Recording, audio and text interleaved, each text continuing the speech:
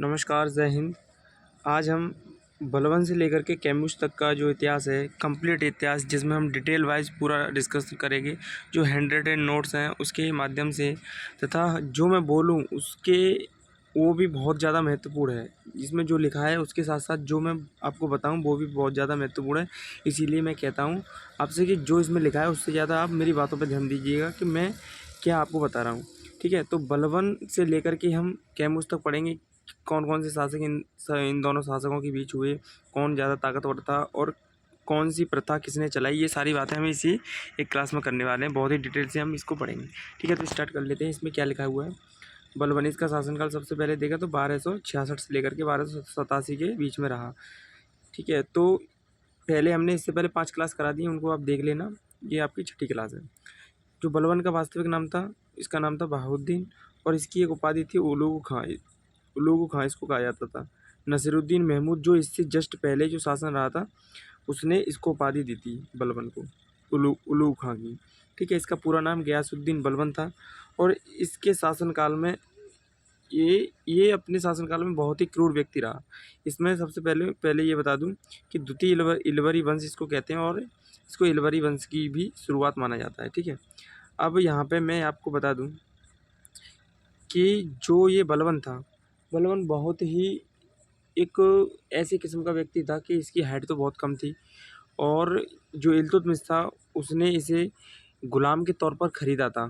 ठीक है, तो उससे पहले मैं आपको बता दूं, इसने युद्ध को इसने खुद को ईरानी नायक यानी अफरसियाब का वंशज बताया था।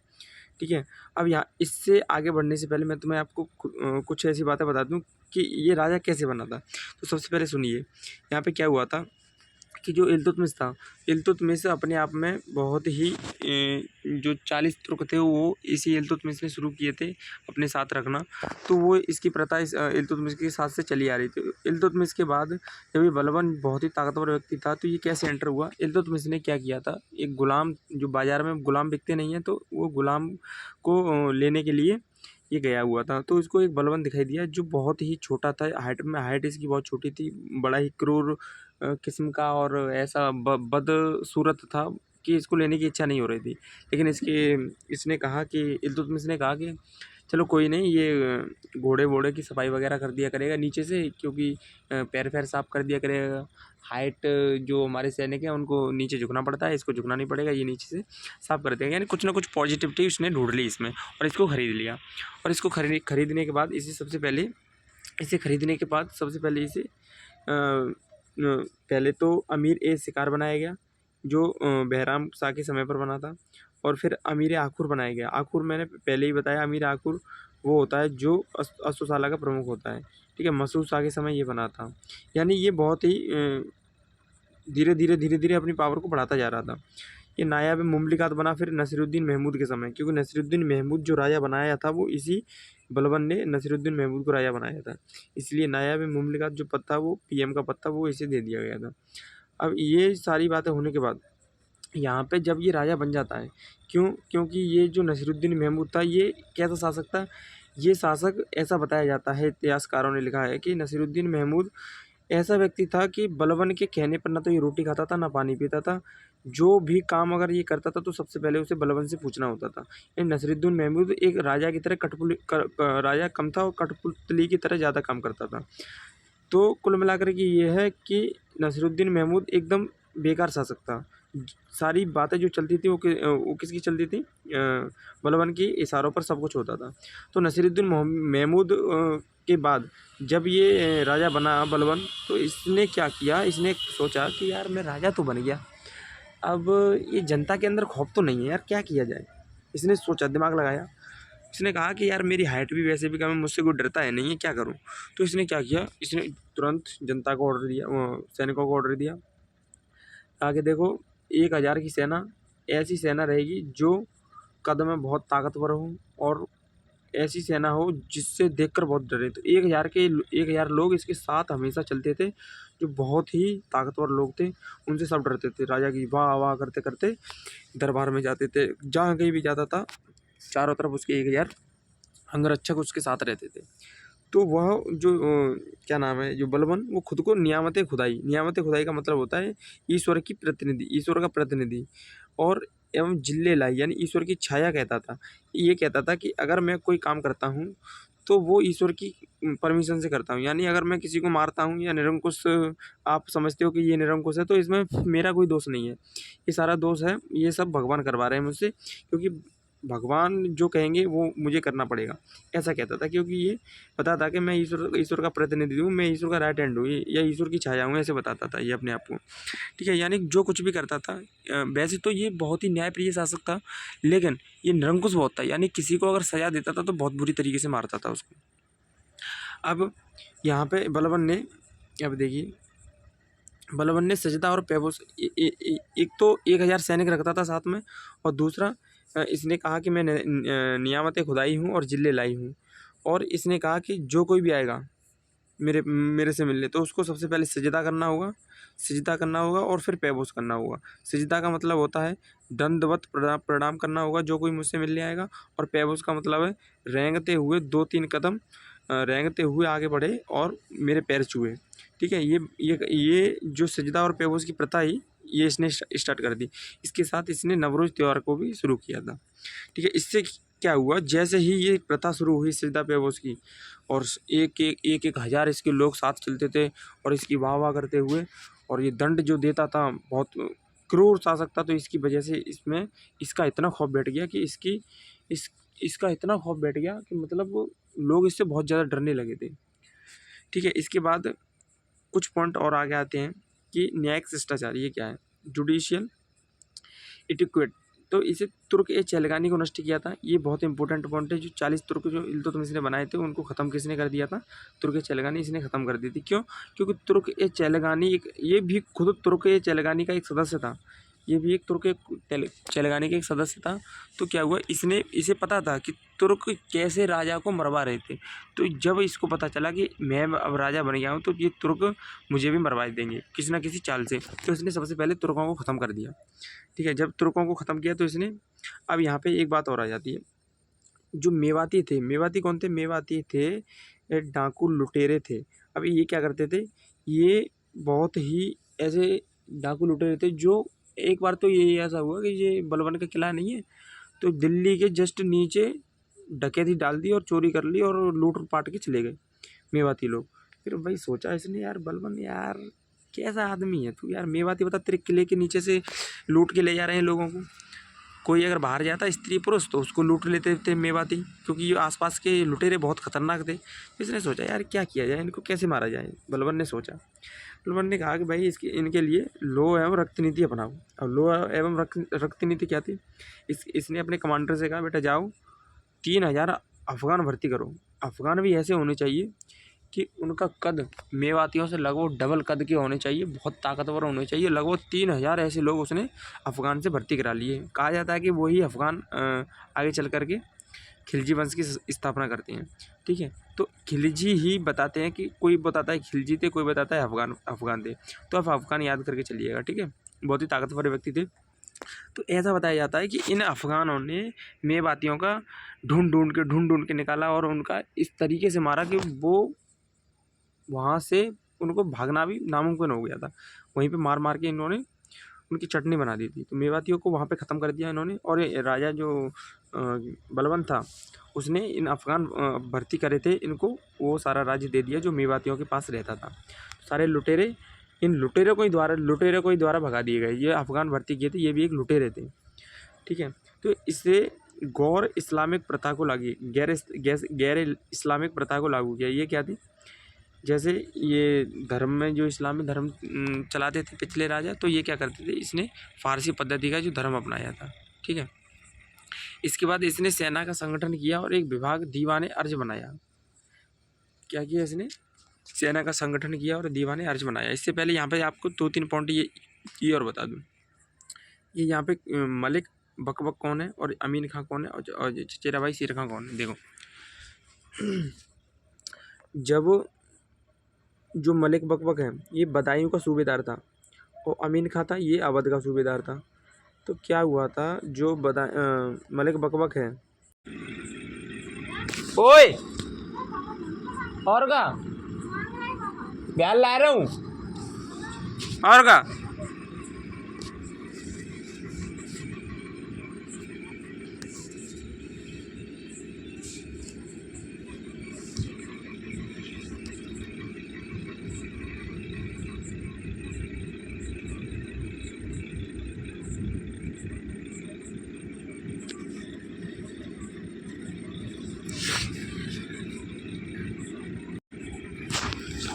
अब यहाँ पे मैंने बताया ये जो मलिक बकबक था, ये कौन था? मलिक बकबक बदायूं का सूबेदार था।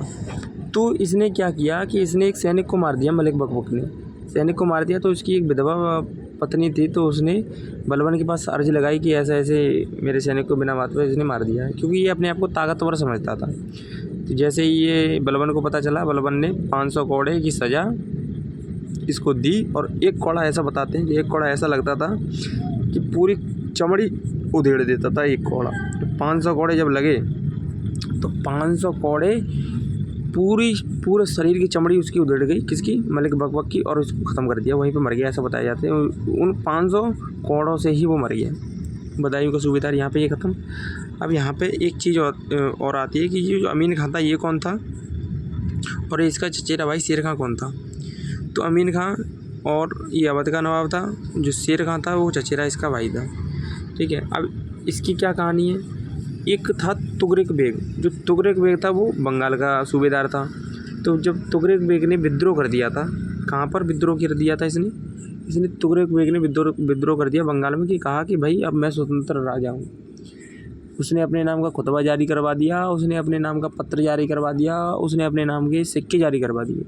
कहा कि खुतबे में कहा कि अब मैं यहाँ का राजा हूँ, कोई किसी का दबाव हम पे नहीं चलेगा, न किसी की साजिश चलेगी, यहाँ सबसे बड़ा राजा मैं ही हूँ।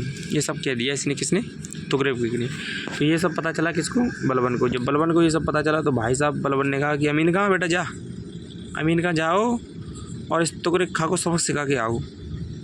जैसे ही अमीन खां भैया गए तो अमीन खां गए बंगाल में, और तुगरिक बेग ने ऐसी बुरी मार मारी इस अमीन खां को, भगा दिया। जैसे ही अमीन खां वापस आए, सर जी, बलबन सर जी, उनने तो हमको बहुत मारा है। ये खबर बलबन ने सुनी तो अमीन खां को मार दिया बलबन ने कि बेटा तू हार के आ गया, तेरी ये सजा है, ले। उसको मार दिया। उसके बाद उसने अपना चचेरा भाई शेर खां भेजा, शेर खां को भी मार दिया। क्यों? शेर खां भी हार के आ गया था। ठीक है, इतनी बात समझिए। अब इतनी बात के बाद, इसके बाद जो तुगरिक बेग है उसका क्या हाल हुआ था, उसको हम आगे डिटेल में डिस्कस करेंगे। फिर बलबन गया था उसको मारने के लिए, क्योंकि बलबन, ये तुगरिक बाप विद्रोह क्यों कर रहा था? तुगरिक खान विद्रोह इसलिए कर रहा था क्योंकि 80 साल की उम्र हो गई थी, किसकी? बलबन की, क्योंकि 1279 में ये आक्रमण हुआ था बंगाल पर। तो इस 80 साल की उम्र थी। तुगरिक खान समझ रहा था कि भाई यार 80 साल का बुढ़ा क्या करेगा मेरा, ये सब सोच रहा था। तो आगे इसकी बात डिस्कस करेंगे। ये मैंने बता दिया, तुर्की चैलगानी का नष्ट किया इसने, मेवातियों के खिलाफ विद्रोह किया, लोहा रक्ति नीति अपनाई। 3000 जो अफगान सैनिक बुलाए थे इसने, वो अफगान सैनिकों ने मेवातियों को ढूंढ के मारा था और भगा दिए थे, और वहाँ की ज़मीन इसने अफगानों को दे दी थी। इसे गैर इस्लामिक प्रथा लागू की थी, ये पता है। इसके बाद इसने सेना का संगठन किया और विभाग दीवाने अर्ज बनाया गया। सेना मंत्री था इसका इमादत उल मुल्क, इसने ही इस सेना यानी दीवाने अर्ज बनाया था इसी के कहने पर, इमादत उल मुल्क के कहने पर। अब यहाँ पे क्या हुआ था, ये सैनिकों के लिए नकद वेतन की व्यवस्था करी इन्होंने, लेकिन ये फेल क्यों हो गई? ये फेल इसलिए हो गई क्योंकि जो पहले एकता दिया जाता था इल्तुतमिश के समय से, तो वो जब सैनिक मर जाता था तो वृद्धों के पास ज़मीन रहती थी, उसे एकता प्रथा की, और विधवाओं के पास, क्योंकि एकता प्रथा क्या थी? एकता प्रथा थी, एकता देते थे, यानी एकता मतलब ज़मीन का टुकड़ा देते थे ये सैनिकों को। तो सैनिक जब मर जाता था तो वृद्ध के पास पहुँच जाता था वो टुकड़ा, किसी विधवा के पास पहुँच जाता था, किसी उसके लड़के के पास पहुँच जाता था। यानी ये कहा कि भाई ये तो सैनिकों का हिस्सा है, ये यूज कर रहे हैं, तो भाई ये कहा कि इनको नगद वेतन देंगे हम, ऐसे काम नहीं चलेगा, इसकी ज़मीन लो, वापस लो इनसे ज़मीन। तो जब ये ज़मीन वापस लेने की बात आई तो ये सब जो वृद्ध विधवा बच्चे थे, इन्होंने फ़खरुद्दीन के पास अर्ज लगाई। ये फ़खरुद्दीन कौन था? ये फ़खरुद्दीन बलबन का बहुत अच्छा मित्र था।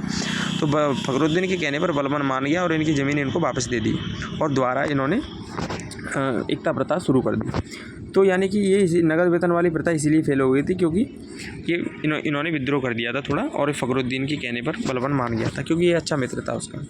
उसने गुप्तचर विभाग बरीद ए ममालिक बनवाया, ठीक है, और 1279 में तुगरिक बेग ने बंगाल में विद्रोह कर दिया था। अब आई पॉइंट बात, बहुत अच्छा यहाँ पे कहानी है, इसको सुनिए कि 1279 में क्या हुआ, तुगरिक बेग बंगाल में विद्रोह कर दिया था इसने। तो 1279 में क्या हुआ था, जो बलबन था उसकी एज थी 80 साल, ठीक है। अब ये सोच रहा था कि 80 साल का बुढ़ा मेरा क्या करेगा, मैं तो स्वतंत्र रहूँगा भाई, अपनी जैसे मैं कहूँगा वैसे शासन करूँगा बंगाल पर। तो क्या हुआ, इसने जैसे ही ये बात बलबन को पता चली तो बलबन ने पहले तो अमीन खां को भेजा। अमीन खां जब हार के आ गया तो अमीन खां को मरवा दिया बलबन ने। उसके बाद तित्र को भेजा, तित्र हार के आ गया, तित्र को भी मरवा दिया। साबुद्दीन वहीं पे मर गया, इसको मरवा दिया, वहीं पे मर गया। ठीक है, अब इसके बाद ये सब होने के बाद बलबन खुद गया। बेटा इस तरीके से बलबन ने अपने सारे रिश्तेदारों को मरवा दिया, अपने सारे सहपाठियों को मरवा दिया और ख़ुद बलबन गया वहाँ पर अपनी शाही सेना को लेकर के। और बलबन ने आदेश दिया सारे बंगाल को घेर लो चारों तरफ से, कोई ना तो अंदर जाने पाए ना कोई बाहर निकलने पाए। पूरे बंगाल को कैद कर लिया। और भाई जैसे ये सब देखा तुगलक बेग भाई साहब, तुगलक बेग ने सोचा यार ऐसे कोई सिचुएशन आएगी तो मैं पैर पकड़ लूँगा और बात बन जाएगी। लेकिन ऐसा कुछ नहीं हुआ, क्योंकि उसके पीछे 1000 सैनिक पड़े हुए थे कि बलबन ने कह दिया था कि इसको मुर्शिदाबाद के बाजार में पकड़ के लाओ, इसको जिंदा लेके आओ या मुर्दा लेके आओ, कैसे भी इसको लेके आओ। तो इसकी गर्दन काट करके इसको लेके आए वहाँ पे मुर्शिदाबाद के बाज़ार पे, जहाँ पे मुर्शिदाबाद बाज़ार कहाँ पे, ये बंगाल में पड़ जाता है। और यहाँ पे बलबन बैठा हुआ था, उसे आदेश दे रहा था। पकड़ के लाए, उसने कहा यार ये अकेला आदमी ऐसे कैसे कर सकता है ऐसा काम, इसके साथ ज़रूर कोई ना कोई और होगा। तो सारे रिश्तेदार, सारे बच्चे, सारी विधवा जितनी भी महिला थी इसके रिश्तेदार, सभी को इसने कहा कि सबको पकड़ के लाओ, सबको पकड़ के इस मुर्शिदाबाद की बाज़ार पे लटकाओ। और सबको 1-2 दिन के अंदर सबको पकड़ के लाया गया बलबन के पास। और बलबन वहीं बैठे इंतज़ार करता रहा।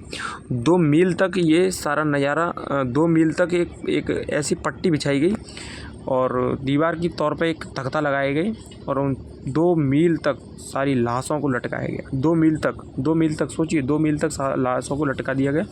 और जो तुगलक बेग था उसकी खाल निकाल करके, उसकी खाल में भूस भर करके और पूरे मुर्शिदाबाद में घुमाया गया कि बेटा सुन लो, अगर इसके जैसा अगर विद्रोह किसी और ने किया तो उसका हाल इससे बदतर करूँगा, ये कहा गया। और वहाँ की जनता बहुत खौफ, उसके अंदर बलबन का बहुत खौफ बैठ गया। अब बलबन का एक बेटा था बुगरा खां। जो बुगरा खां था वो बुगरा खां को कमान दे दी बलबन ने कि भाई बुगरा खां अब ये बंगाल का सूबेदार तू है अब।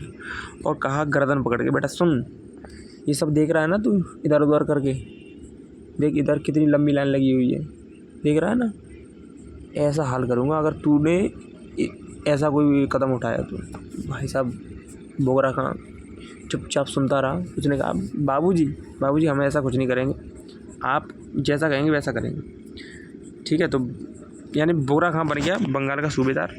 और ये इसको सबक सिखा करके चला गया कौन, बलबन। ठीक है, अब यहाँ पे एक बात और आती है कि बंगाल का जो इक़्तिदार था बुगरा खां अभी बताया मैंने, बुगरा खां को इक़्तिदार या सूबेदार बना दिया गया, जो बलबन का बेटा था। ठीक है, इसके समय 1279 में और 1285 में मंगोल आक्रमण हुए।